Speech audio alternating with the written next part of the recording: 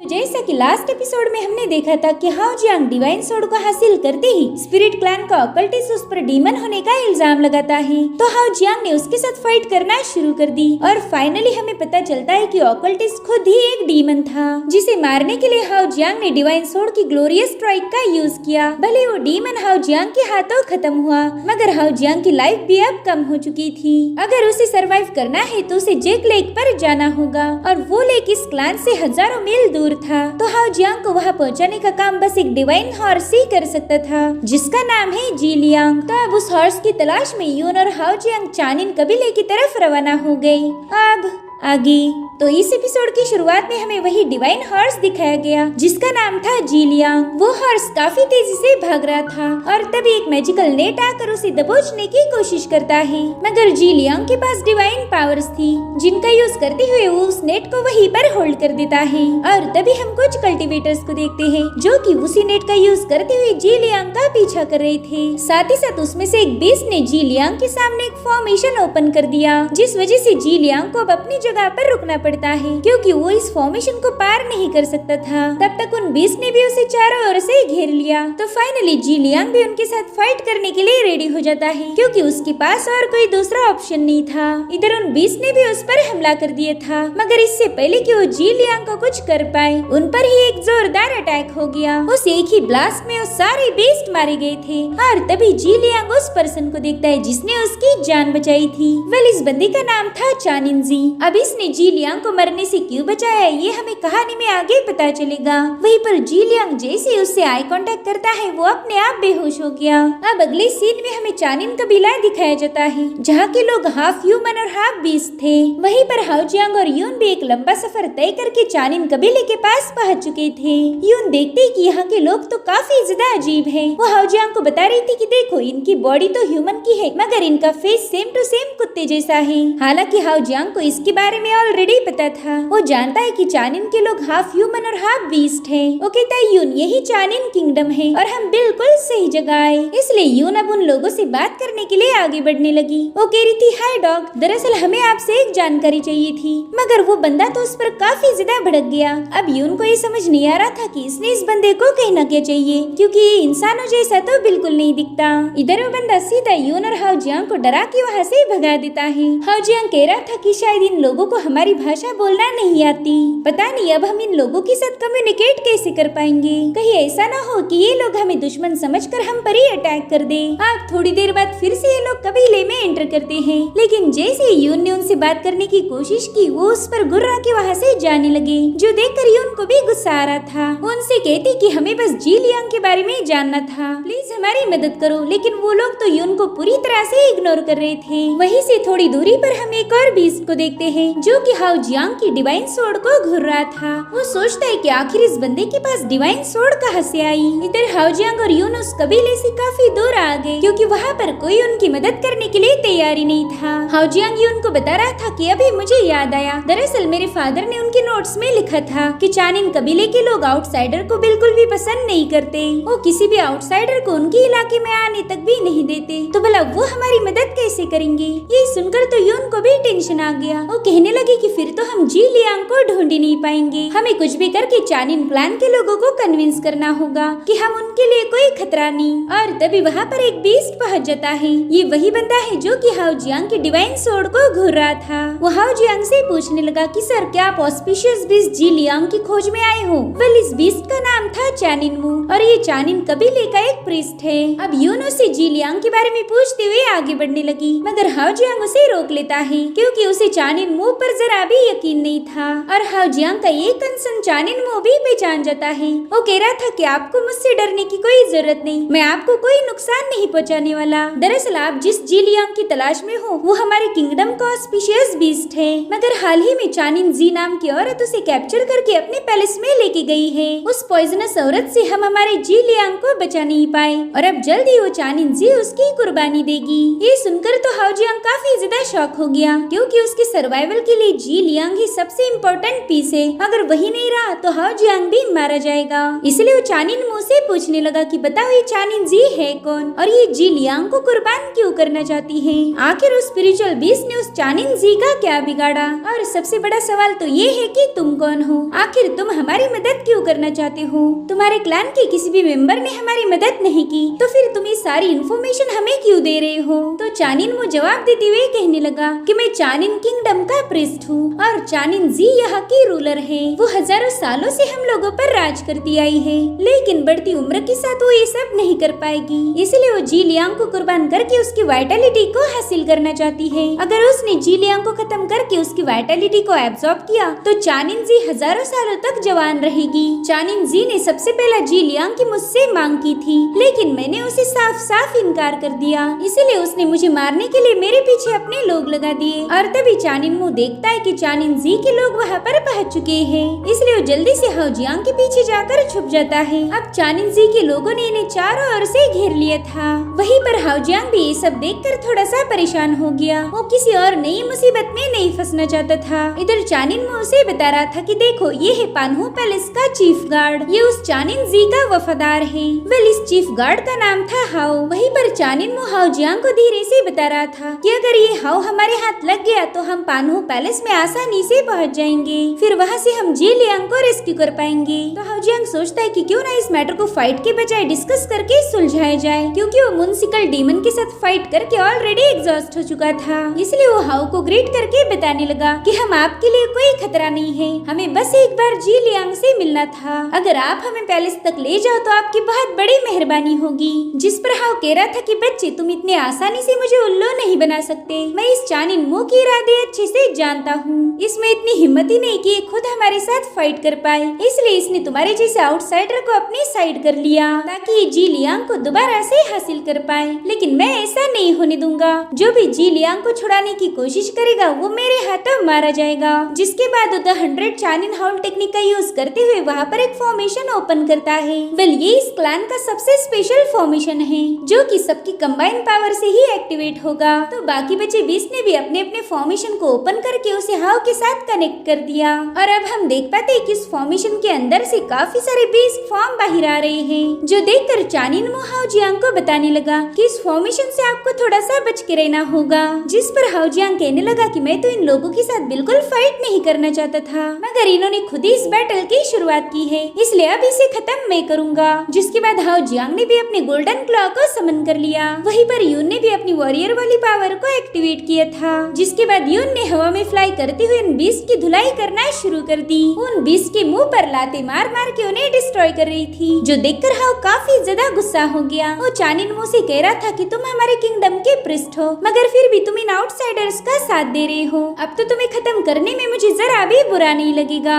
जिसके बाद वो अपनी बीस्ट को सीधा चानिन मो पर हमला करने के लिए भेज देता है, मगर हाउ जियांग ने बीच में आकर उनके साथ फाइट करना शुरू कर दी। चानिन मो हाउ जियांग को बता रहा था कि फॉर्मेशन एक एंशिएंट ऑकल्टिस्ट ने क्रिएट किया था। जब तक इन बीस्ट के पास स्पिरिचुअल पावर है तब तक इस फॉर्मेशन को एक्टिवेट रखेंगे और इसी फॉर्मेशन का यूज करते हुए ये लोग अपने स्ट्रॉन्गेस्ट एनिमीज को भी हरा सकते हैं, और वो भी बिना ज्यादा मेहनत किए। हाउ जियांग देखता है कि उसने अभी तक जितने भी बीस्ट को मारा था उससे दुगनी तादाद में और ज्यादा क्रिएट हो गए। साथ ही साथ यून भी अब फाइट कर करके थक गई थी, इसलिए वो चानिन मो से कहने लगी कि बताओ इन बीस्ट को यहाँ आने से कैसे रोका जाए। जिस पर वो जवाब देते हुए कहने लगा कि हमारे पास बस एक ही ऑप्शन है, इस फॉर्मेशन को ब्रेक करना, लेकिन आज तक ऐसा कोई नहीं कर पाया। अब जब तक हम एग्जॉस्ट होके मारे नहीं जाते तब तक ये अटैक नहीं रुकेंगे। तो हाउ जियांग उससे पूछने लगा कि बताओ इस फॉर्मेशन की कोर कहाँ पर है, मैं अभी जाकर उसे ब्रेक कर दूंगा। जिस पर वो प्रीस्ट कहता है कि ये सभी लोग ही उस फॉर्मेशन की कोर है। ये सुनकर हाउ जियांग को भी टेंशन आ गया, क्योंकि इन बीस्ट के होते हुए उन्हें मारना काफी ज्यादा मुश्किल था।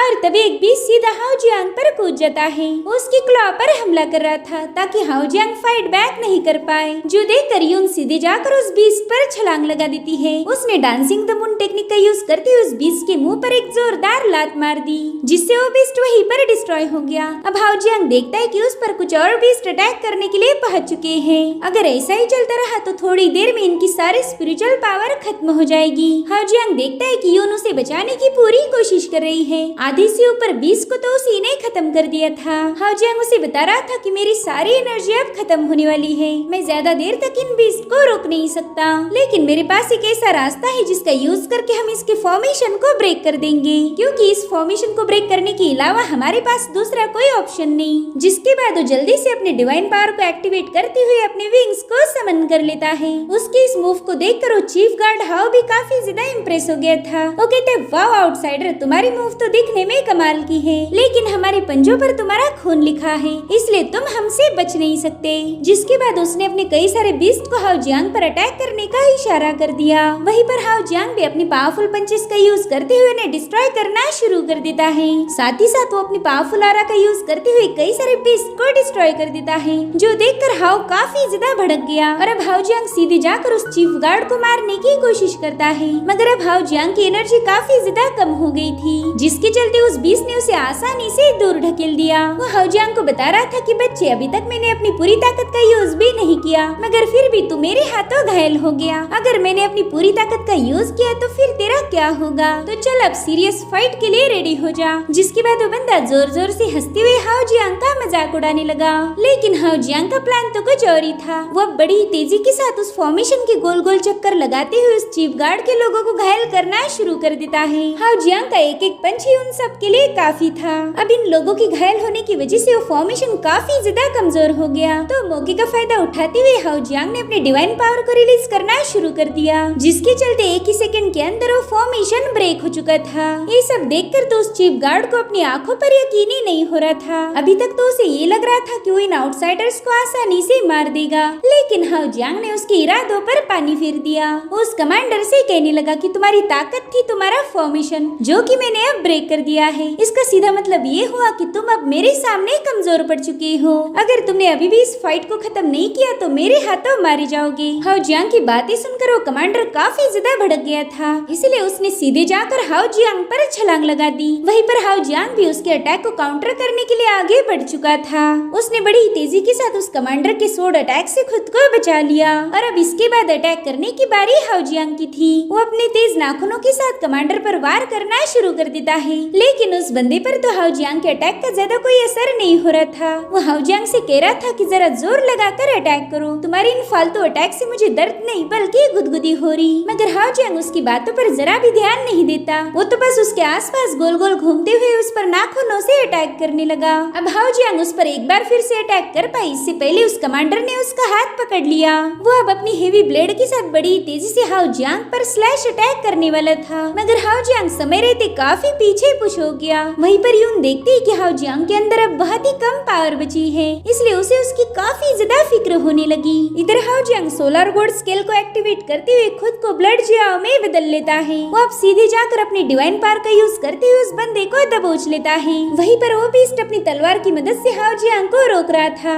मगर उसी वक्त हाउ जियांग ने उसकी सोड पकड़कर दूर फेंक दी। भले ही हाउ जियांग उस कमांडर को अभी तक मार नहीं पाया, लेकिन वो बंदा इंटरनली इंजर्ड हो गया था। हाउ जियांग को लगता है कि अब इसने मेरे सामने हार मानी होगी, लेकिन तभी एक डिमोनिक पावर उस बंदे के अंदर समा जाती है। वो ईवल पावर इन सभी लोगों को कंट्रोल कर रही थी। साथ ही इस ईवल पावर की वजह से उनकी बॉडी में काफी सारे चेंजेस हो गए। इनफैक्ट उनकी पावर भी अब बहुत ज्यादा बढ़ चुकी थी। और अब वो कमांडर अपनी ईवल ऑरा को रिलीज करते हुए कहने लगा कि आउटसाइड राज तो मेरा खाना बनेगा। वहीं पर यून हाउ जियांग को बता रही थी कि अब तुम्हें इससे संभाल कर रहना होगा, क्योंकि अब ये बीस्ट एक डीमन में बदल चुका है। और तभी यून देखती है कि सिर्फ कमांडर ही नहीं बल्कि उसके सभी साथी डीमन में बदल चुके हैं, और अब वो सब लोग मिलकर यून की तरफ अटैक करने के लिए आगे बढ़ने लगे। यहाँ पर हाउ जियांग को पता था कि यून अकेले इनका मुकाबला नहीं कर सकती, इसलिए उसने एक ही झटके में उन सभी बीस्ट को यून से दूर फेंक दिया, जिसके बाद वो सीधा कमांडर के साथ भिड़ जाता है। वो काफी तेजी से कमांडर के आसपास घूम रहा था, जिस वजह से वो हाउ जियांग पर अटैक ही नहीं कर पाता।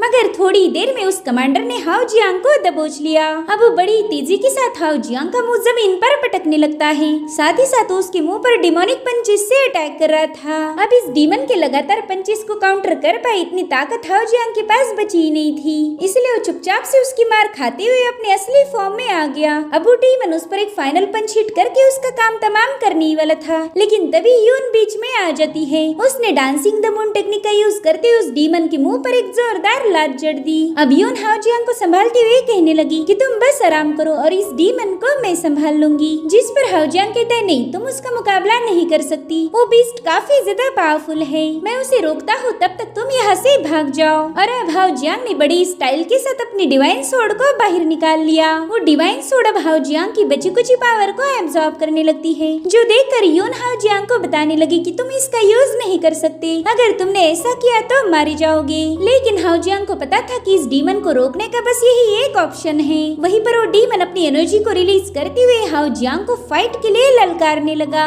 इसलिए हाउ जियांग यून को साइड में ढकेलते हुए सीधा उस डीमन के साथ भिड़ जाता है। इधर यून उस डीमन का ध्यान अपनी ओर खींचने लगी और डीमन उसे भी वहाँ से भागने नहीं देना चाहता था, इसीलिए वो बड़ी ही तेजी के साथ यून पर हमला करने के लिए कूद गया। और उतने में ही हाउ जियांग ऊपर से आकर अपने डिवाइन सोर्ड से उस डीमन पर अटैक कर देता है। वो डिवाइन सोर्ड हाउ जियांग की सोलर पावर का यूज करते हुए उस डीमन को घायल कर रही थी, जिससे वो डीमन दर्द के मारे तड़पते हुए नीचे गिर जाता है। वो अब अपने असली फॉर्म में आ चुका था। हाउ जियांग समझ जाता है कि उसकी सोलर पावर डीमन को काफी अच्छे से सप्रेस कर रही है। इधर उस कमांडर को बहुत ज्यादा तकलीफ हो रही थी। वो कहता है कि आज तक इतना खतरनाक अटैक मुझ पर किसी ने नहीं किया था। हाउ जियांग उसे बता रहा था कि मेरी सोलर पावर के सामने तुम्हारी एक नहीं चल सकती, इसलिए अब मैं तुम सबके अंदर मेरी सोलर पावर भरने वाला हूँ। जिसके बाद how Jiang solar gold spell का यूज करते हुए उन बीस्ट में अपनी सोलर पावर डालना शुरू कर देता है। इस सोलर पावर के कांटेक्ट में आते ही वो बीस्ट कमजोर होकर अपने असली फॉर्म में आ गए। वो अब समझ गए थे कि हाउ जियांग का मुकाबला करना उनके बस की बात नहीं, इसीलिए वो तुरंत वहाँ से दुम दबाकर भागना शुरू कर देते हैं। ये सब देखकर उस कमांडर को अपनी साथियों पर काफी ज्यादा गुस्सा आ रहा था।